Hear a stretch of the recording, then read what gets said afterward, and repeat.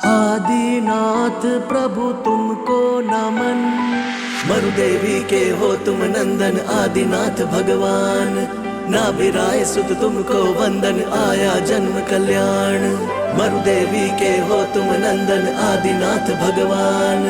नाभिराय सुत तुमको वंदन आया जन्म कल्याण। पुष्प और रत्नों की वर्षा सुरपति करते हर्षा हर्षा। पुष्प और रत्नों की वर्षा सुरपति करते हर्षा हर्षा। आदिनाथ का जन्मोत्सव है, लाल किले पे शुभ उत्सव है। दिल्ली पे ही सबकी नजर है। आनंद छाया आदिनाथ को पाया, प्रतीक सागर ने सबको बुलाया। आनंद छाया आदिनाथ को पाया, प्रतीक सागर ने सबको बुलाया। मरुदेवी के हो तुम नंदन आदिनाथ भगवान। नाभिराय सुत तुमको वंदन आया जन्म कल्याण। लोहे कसाए मुझे, लोहे रूप लोभ रूपी कसाए अग्नि के मुख में पड़ी उड़, मरी उड़ न संदेहाओ, पढ़कर मरते जाते हैं। किसमें मरते हैं? लोह रूपी कसाय में जल करके राख हो जाते, क्योंकि लोह रूपी अग्नि, दीपक जब जलता है तो दीपक के ऊपर मंडराता कौन है? भौरा नहीं मंडराता है, भौरा तो फूल पे मंडराता है। कौन मंडराता है? और पतंगा मंडरा करके क्या करता है?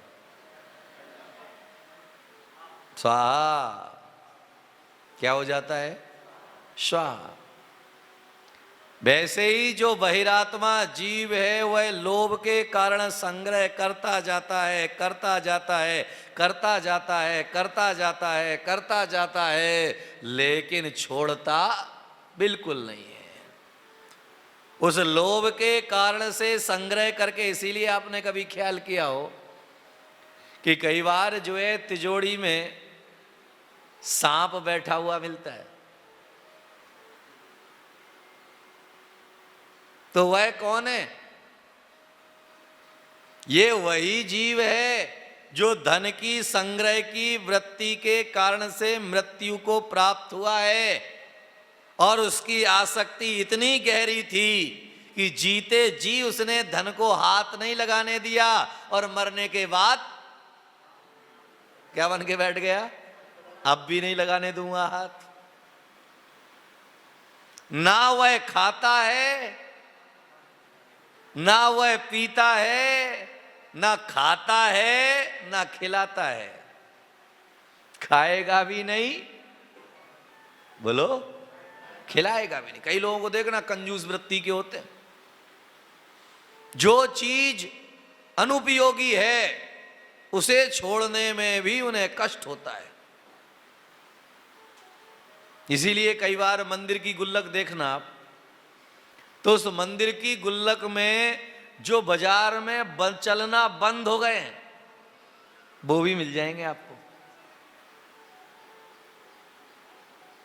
आपने कभी ख्याल किया हो, नहीं किया हो, मुझे नहीं मालूम, आपकी जेब में नोट होते हैं,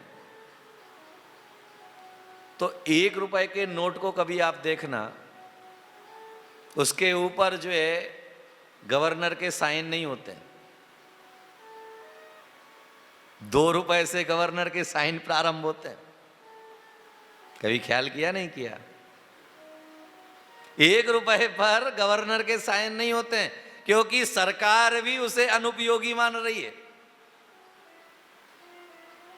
लेकिन बाजार में आज जो है 1 रुपए का नोट चलना बंद हो गया, लेकिन अगर गुल्लक खोल करके देखोगे तो आज भी, बोलो, मिल जाएगा। तो आचार्य यहां पर कह रहे हैं कि अगर बहिरात्मा जीव जो है वह इन सारी चीजों में उसकी कोई रुचि नहीं होती है और ना ही भोगता है नीति और न्याय से। किससे? याद में रखिएगा, जरूरत से ज्यादा कहीं पर पानी बहाओगे तो भी पानी की तकलीफ पाओगे। इसीलिए कहा जाता है कि भाई वाणी और पानी दोनों का मित व्यय होना चाहिए। किस किस का? पानी और वाणी। आज जहां पर पानी और वाणी का मित व्यय होता है वहां कभी संकट के बादल नहीं मंडराते, क्योंकि वाणी का अगर मित व्यय होगा, सोच समझ करके वाणी का उपयोग होगा तो झगड़े नहीं होंगे, और पानी का अगर मित व्यय होगा, जितना जरूरत है उतना ही उपयोग किया जाएगा, तो वहां पर सूखा नहीं पड़ेगा। बोलो, इसलिए दोनों के मित व्यय के लिए कहा गया। तो आचार्य ने यहां पर कहा कि धन का भी संग्रह के साथ में विसर्जन जरूरी है। मुनि महाराज के पास में क्या होता है उपकरण में? पिच्छी, कमंडलू और शास्त्र। कमंडलू में मुख कितने होते हैं? कौन कौन से? एक छोटा। तो पानी किससे भरते हैं? निकालते किससे? तो आचार्य कहते हैं कि भैया कमंडल की तरह अपने जीवन को बना लो। अर्थशास्त्र का गणित है। अर्जन भी चलना चाहिए और साथ साथ में विसर्जन भी चलना चाहिए। धन को कमाते भी चलो और साथ साथ में दान भी करते चलो।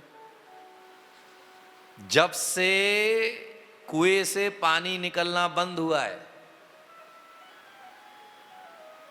लोगों ने कुएं से पानी लेना बंद किया है, तब से जो है धन का अभाव भी होने लगा है।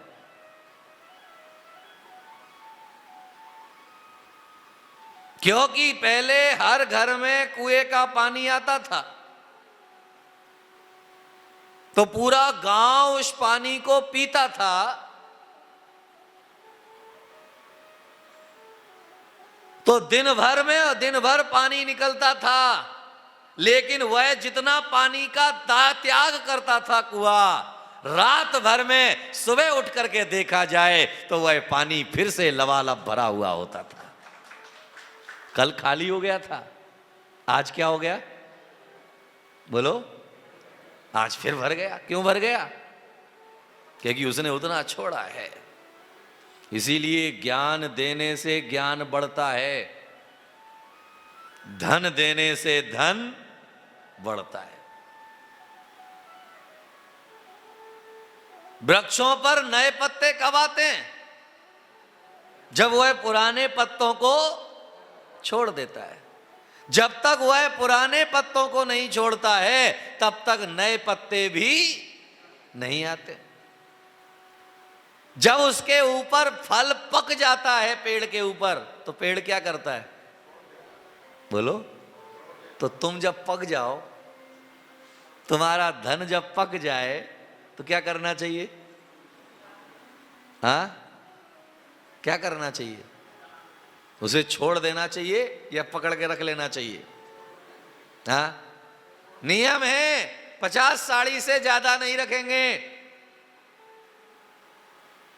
और जो है 51वीं साड़ी लाए तो उसके पहले क्या करना?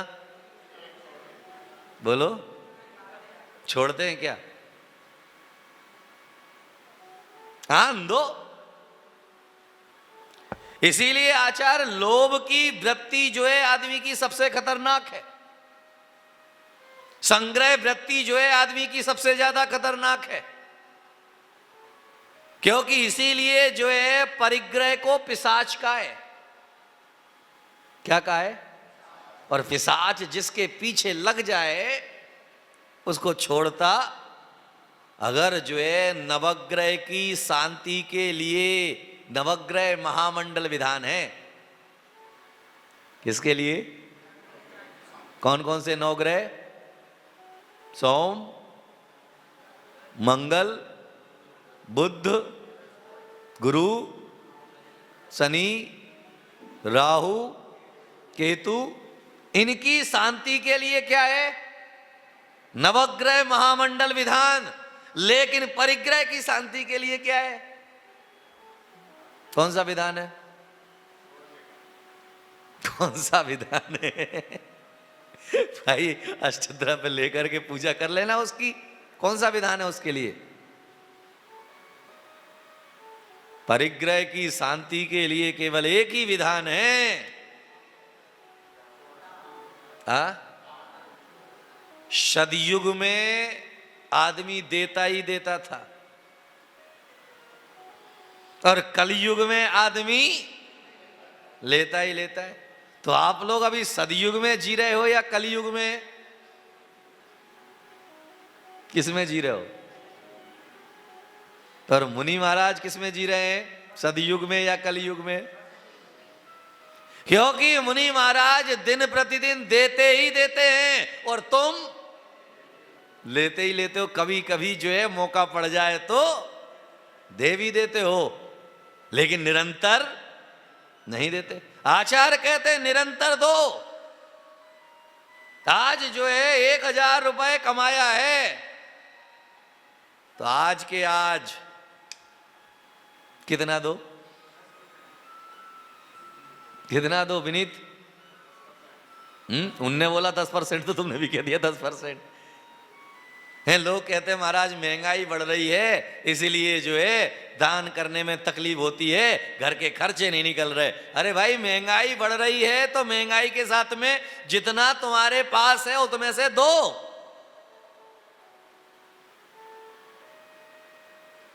अरे पहले 1000 रुपए का दान कर सकते थे, तो अब कम से कम जो है 100 रुपए का तो दान करो।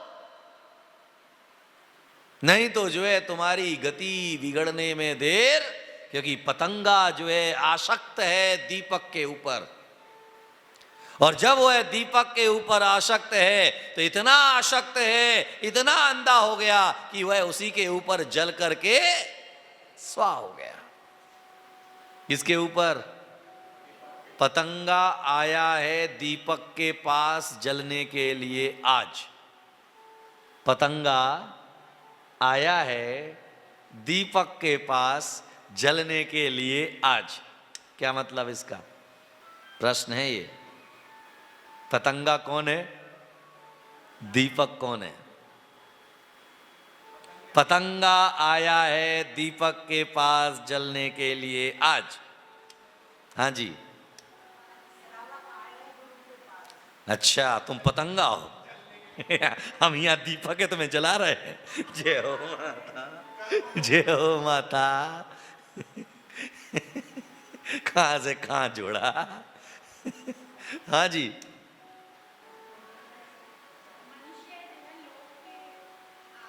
नहीं, ये सब इधर वाले पतंगे हैं, इधर दीपक है। इधर वाले कौन है? क्योंकि जब शादी का समय आया तो मंडराते मंडराते झूमते झूमते घोड़ी पर बैठ करके आया। तो जैसे ही घोड़ी पर बैठ करके आया तो द्वारे पर ही सासू खड़ी थी। क्या लेके? काहे की थाली? स्वागत की थाली में क्या था? वो देख कह रही अभी भी बच जाओ, अभी भी समझ जाओ, नहीं तो जल जाओगे। तुम कह रहे हम तो जल नहीं है, रहने दो हमें तो। पतंगा आया है दीपक के पास जलने के लिए आज। इसीलिए जो है खुशी खुशी पतंगा भी जो है खुशी खुशी दीपक के पास जाता है और जल के राख हो जाता है। आप भी खुशी खुशी घोड़ी पर बैठ करके गए थे बैंड बाजा लेके, क्या हुआ? हा? इसीलिए तो उसको कहते हैं विवाह। क्या कहते हैं? विवाह। शुरू में वाह वाह, बीच में आ, अंत में तबाह।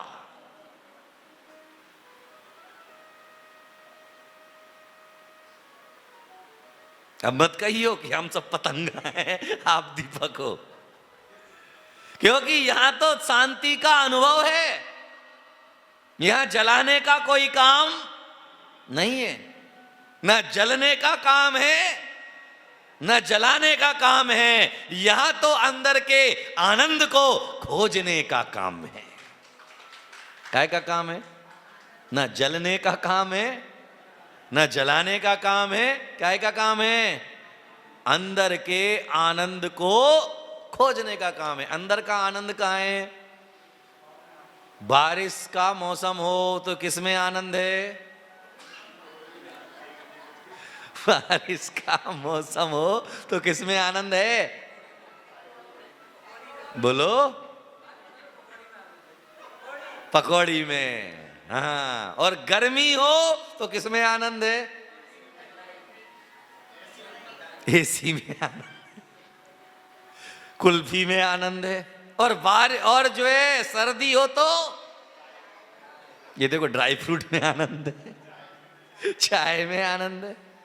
ये आनंद है या मजा है? ये आनंद है या मजा है? हाँ? मजा है। अरे आनंद कब तक है तुम्हारे पास में? आनंद का मतलब होता है जो कभी समाप्त ना हो। कि 24 तारीख 2 बजे से यहाँ पर पूरे मेरठ महानगर का एक नारी सम्मेलन है विशाल स्तर पर, और ये ऐसा कार्यक्रम होना चाहिए कि जो हमारा ये हॉल है ये छोटा पड़ जाना चाहिए, इसका हम ध्यान रखें। और वो जब होगा जब हमारे जो भी जितने भी परिचित हैं उन सबको हम आमंत्रित करें, फ़ोन के द्वारा या जैसे भी हो, जो भी माध्यम आप उचित समझें। एक विशाल स्तर पर जो है ये नारी सम्मेलन होगा, और उसके बाद भोजन की व्यवस्था है अपने राजनिजी गैस वालों की तरफ से। कार्यक्रम प्रस्तुति दिगंबर जैन जागरण युवा संघ रजिस्टर्ड मुंबई, केंद्रीय कार्यालय 305 रानी सती मार्ग, मलाड ईस्ट, मुंबई 97। दिल्ली कार्यालय D 319 गली नंबर 11, हृदयपुरी, शाहदरा, दिल्ली 93। अपने परिवार की ओर से मुनिश्री के कार्यक्रम का प्रसारण के लिए संपर्क करें 882697 77903 9065330031। बैंक विवरण: सेंट्रल बैंक ऑफ इंडिया, खाता संख्या 3424988837। IFSC capital CB, small I, capital N 0280454।